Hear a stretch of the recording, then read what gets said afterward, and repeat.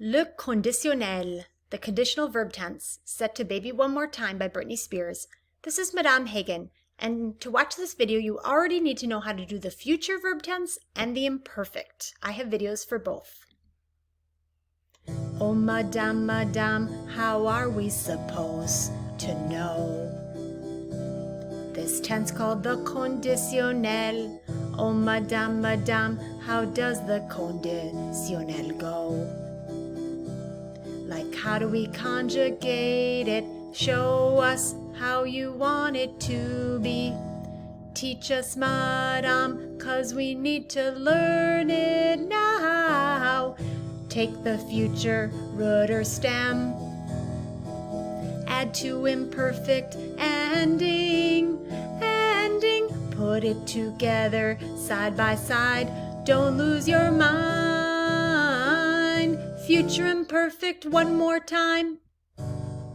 I must confess that this new verb tense is used to express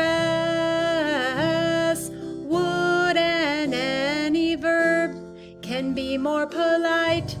Old notes you'll need to find, 'cause future imperfect one more time. Take the future root or stem, add to imperfect ending, put it together side by side. Don't lose your mind. Future imperfect one more time. Here are some examples. Parler is a regular verb. You take the entire infinitive, add the AIS for je parlerai. Vouloir is irregular, so you take voudra and make it tu voudrais. Avoir is also irregular, so you have aura turns to il aurait.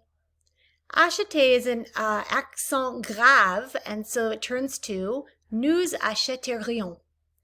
Payer is one of the YER verbs, so it takes IER for vous payeriez. And jeter, similar to appeler, has the L or the T that needs to be doubled, so it turns to il jetterait. Did you notice all future conditional roots end in an R?